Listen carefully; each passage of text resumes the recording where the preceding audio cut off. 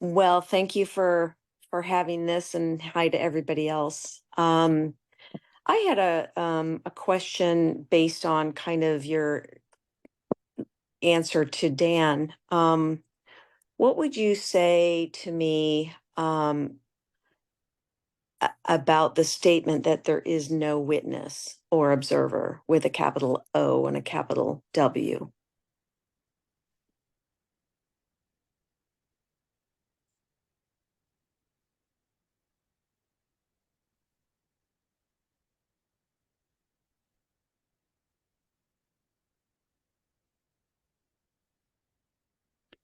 I would say that is true. There is no witness or observer, but there is witnessing or observing. What would you say to the statement that there is no consciousness? Would you also say it's conscious? Yes, but there's conscious seeing.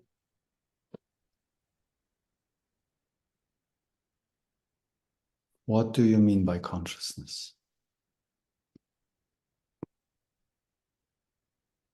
As I'm looking deeper into the experience, it just seems that it just is. I don't find anything alive. To me, as a science background, consciousness is more of a scientific term for aliveness.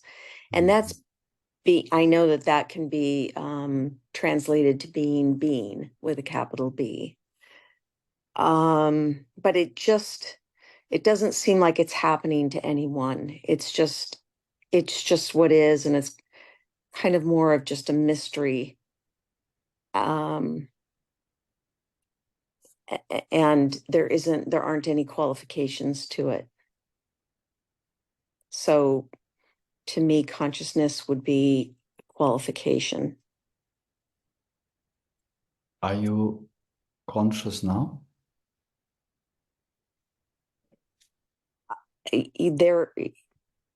There's no me to be conscious, but it just is. This is happening. It's just happening. So But there's are you conscious? Would you say yes or no? yes, but that's also in the dream.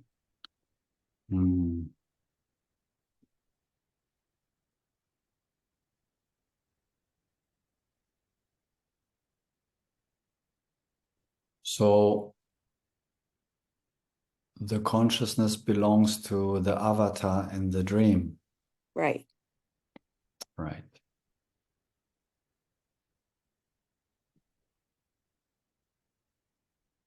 So let me try again. When I ask you, are you conscious? You say it is. How do you know it is? Let's try it just practically. If I ask you, are you conscious now?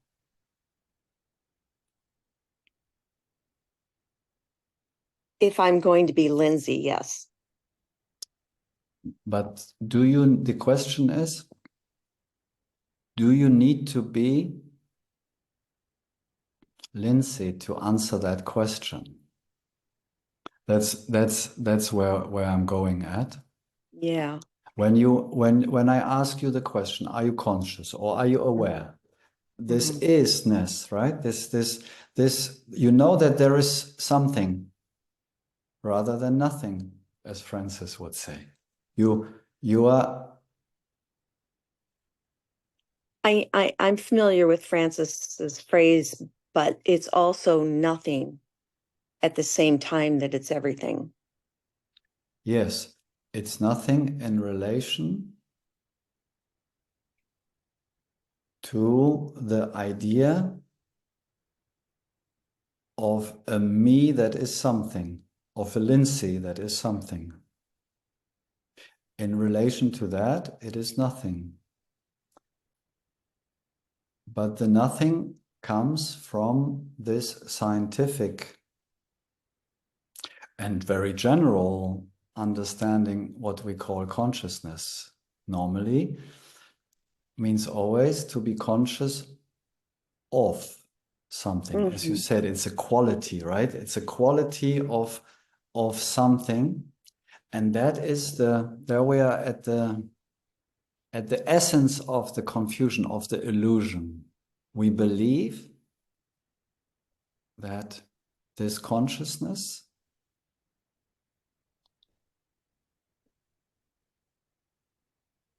is only conscious when it's conscious of something, of an object. Isn't that duality right there? Isn't that a splitting off of? Exactly. There is consciousness of something. Non-duality, so to speak,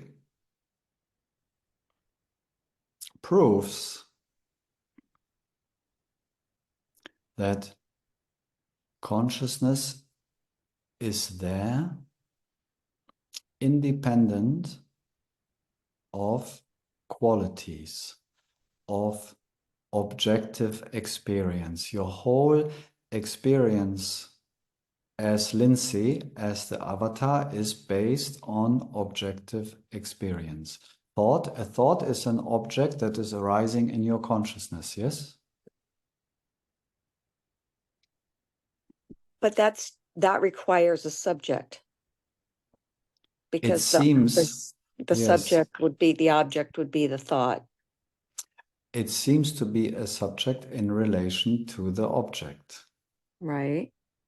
Because the object seems to be real as something that is apart from the subject. So that's where we start, so to speak. The subject is the screen and the object is Lindsay, made out of thoughts, feelings, and perceptions that create the idea of me as an object, as a body, as a person. And there is the subject that is aware of that, like with Dan now. There is this. Now,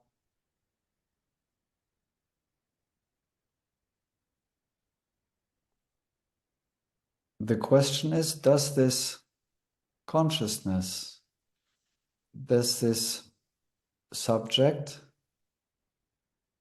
needs objective experience to be? As you say, it just is. But it's not like that I'm putting trick question or something into you. It's I know it seems a bit annoying, but when you ask yourself, how do I know that it is? There must be something that knows that it is. When I ask you, are you conscious or are you aware?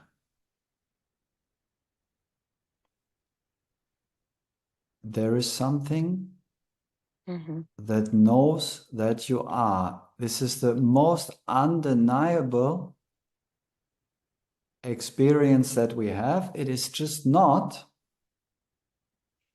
the experience of objects. It is unfathomable. It's a mystery, you said. It seems a mystery from the perspective of the person, from the perspective of the mind. This, whatever it is, what we call consciousness or silence or reality, it's something that I cannot grasp.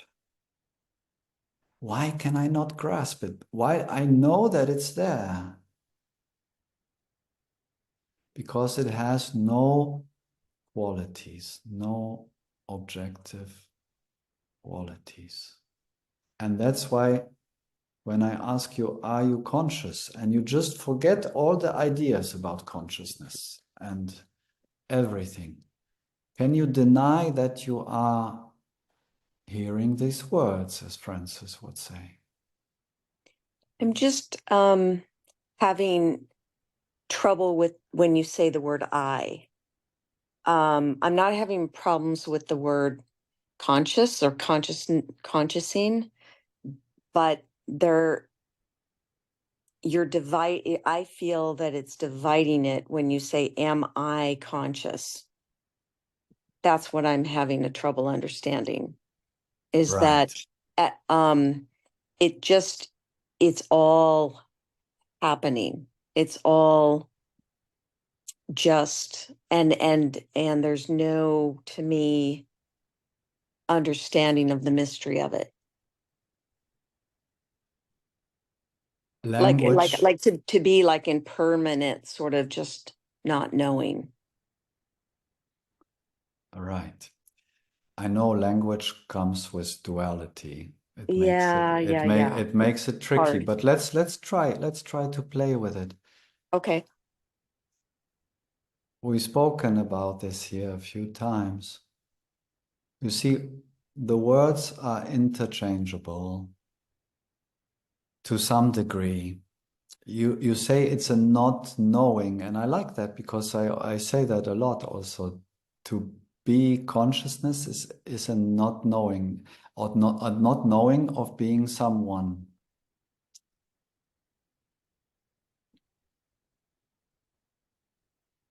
But it's from the perspective of the point of view, of the avatar, of the mind. There is two ways to look, so to speak. Mm-hmm. This is the illusion of the duality. Look, we all got a point of view. We all got an avatar. We all look different here on the screen. Apparently, this avatar is speaking, this one is listening, and the other way around, right? I can see you because I have a point of view. Consciousness has this point of view, and then I believe that this point of view, this consciousness belongs to this point of view. Mm-hmm. And so I reference my experience, my consciousness, to this point of view. And when I look into the abyss of nothingness, of consciousness, from this point of view, there is nothing I can say about it because it has no qualities, no objective qualities. It just is. But if I go, so to speak, if I trace myself back, this is self-inquiry. When I trace myself back prior to the thoughts, prior to the feelings, prior to all objective qualities, like when I go to sleep in the night, I go prior to all those objective qualities and I'm very happy. I just don't know that I'm very happy. I don't know that I'm conscious because I'm in ignorance, in pure ignorance, in deep sleep. But it's a very happy state. That's why we love it so much. But somehow I unfortunately don't get enlightened when I go to sleep. Otherwise, we could sleep our way into freedom, so to speak, because it's a state of pure ignorance prior to objects, prior to qualities. It's very close, so to speak, to consciousness, to the I am. It's like the last very fine veil in deep sleep. That's why we are so content, so happy, but we don't recognize it because that which is recognizing is even prior to that, so to speak, and resting in itself. And that's a big discussion sometimes in non-duality. It recognizes itself, it knows itself, it always has known itself, just not exactly as you say, in object-subject relationship. The object-subject relationship belongs to the point of view, to the mind that looks from this point of view and then has, from the point of the mind, it's like, it's the subject, this consciousness. From the point of consciousness, absolutely right, as you say, there is no subject-object relationship. There is just this isness. But you have to recognize that it is, so to speak. And there is this, because you speak of capital I or capital O and these capital and small, this is still the idea that there is kind of a true I and a false I. Right, like a center. Like Right? everything, this I that you're speaking of is you make yourself the avatar makes a center.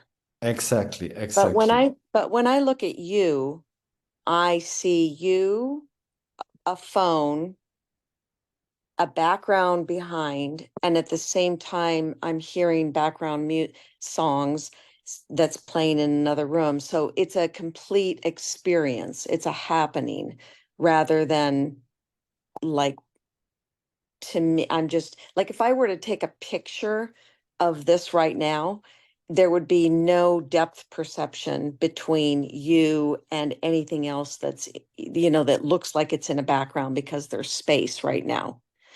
So I don't know. I think it's just, I just was wondering what your answer would be to, what, if, why is there consciousness? Why is there, I forget what an observer, or if there wasn't any. I just, and it is interesting to play around with the language. I just, I've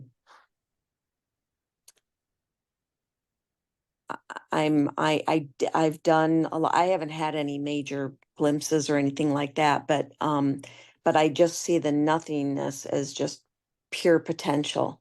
So if you just turn the direction, it's everything, but with no separation at all. It seems quite. I'm hearing it sounds quite glimpsing to me, if I can say it this way. What you're describing, your experience to experience everything in perception. There seems to be the difference. That's what I've been hearing. But in your experience, it's actually all like a Right. like a picture. But I have, but Dan has a point too. When you look back and you realize something from a memory, and you look back and then you zip out of it. You know what I'm saying? So you you then realize that you caught up in it, which was, I think, what Dan was saying, is you get caught up in the fact that, I got caught up in experience as an I, Yes, and as yes, an yes, avatar. yes, and that's where There's the the hook clown. is. The clown, exactly. And the hook is that the clown believes that it's conscious. Right, And right. this is where we add, and this is what you have to resolve for yourself. Your experiencer is not the clown. Your experiencer is consciousness. And why I'm using the word consciousness, let me just explain briefly. We have to come to an end soon, but Yes.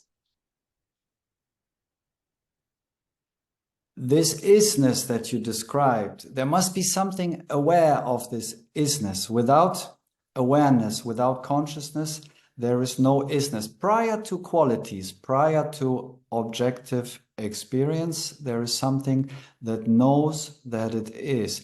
If there would be something outside of consciousness, the moment it would arise as an object, something would be conscious of it, right? So that's why we call it consciousness, because consciousness is prior to any objective experience, prior to any quality. Even if there would be like a ground of being, we call it sometimes, there must be consciousness in the ground of being, because the moment some creation, some manifestation, some dreaming happens, there must be consciousness that is aware of it. So the illusion is that this consciousness belongs to Lindsay or to Adrian. And so when I lose this avatar, I lose consciousness, and then I'm scared. And I'm scared of dying. And all my acting and behavior in the worldly life represents this fear of being able to lose the consciousness. But the consciousness is always here. For you, I'm using a term from my own experience to consciousness, how it's acting. This, what you say, it's happening. It's very true. I call it sometimes experiencing, witnessing, awareing, all in the same time. Of course, not experiencing like experiencing the computer in front of myself, but something that is experiencing, something that is witnessing in the same time. It knows. The witnessing quality is the knowing in it. I know that it's happening. I can see it, so I'm witnessing, but I don't need to be a separate witness. That was your first question. The witness is often a intermediary step to become aware of this avatar, I step back. I step back out of myself, so to speak, and I learn to observe this avatar. I learn to observe Lindsay with its thoughts, its feelings, its perceptions as a separate self. And I have this witnessing quality, but it still belongs to the mind. There's nothing wrong with it. It's a great step sometimes to become aware of the screen, so to speak. It can be very helpful. But eventually, as you say, this witness collapses in this non-subjective and non-objective consciousness. And then there is just witnessing. So this consciousness, this silence is constantly witnessing, experiencing, awareing in the same time without needing, and that is the point. The important or today, it's without needing, excuse me, just to round it up, without needing this witnessing, experiencing consciousness, awareing is happening without Lindsay to be needing to be involved. It's happening independent of your avatar. Your experiencing quality, your witnessing quality, and your consciousness is borrowed by this one I, by this one consciousness. It's always there. This silent background is there, independent if you are there as Lindsay or not. So like when you go to deep sleep at night, it's still there, just you don't know about it, but it's still there. You're not scared. So the only confusion is to attribute this consciousness to this body and mind. So the witnessing of Lindsay at the same time as being, because if it's just witnessing, then there has to be something witnessing that. Exactly. So you're saying consciousness is you. See, I'm new to this group, and so of course definitions are important. So you're saying consciousness is your. That's what you use. The word you use for the ultimate. Yes. Okay. Thank you so much. I appreciate it. And a very, very neat discussion. I appreciate it. Yeah, I Thank appreciate you, it. It's a Adrian. very helpful question for everyone in the group. It's good to come back to that. So it's not only witnessing. If you look closely in your experience, in your own experience, you will see that it's having these apparent three qualities, which are not qualities. Language cannot go there, right? But that's why I put them together, exactly as you said. It's not a witnessing apart from experiencing, apart from awareing. It's all happening in the same time. And of course, it sounds like three things are happening, but there are not three things happening. And it's the ultimate, yes. It's the source, the silence. That, and that will come maybe next time, next week too. It's not some abstract consciousness, some abstract philosophy. It's what we call I, what you call I, and what I call I, what everyone calls I. That is the important part. There is no small I, big I. It's just all the same consciousness. It's universal, and it's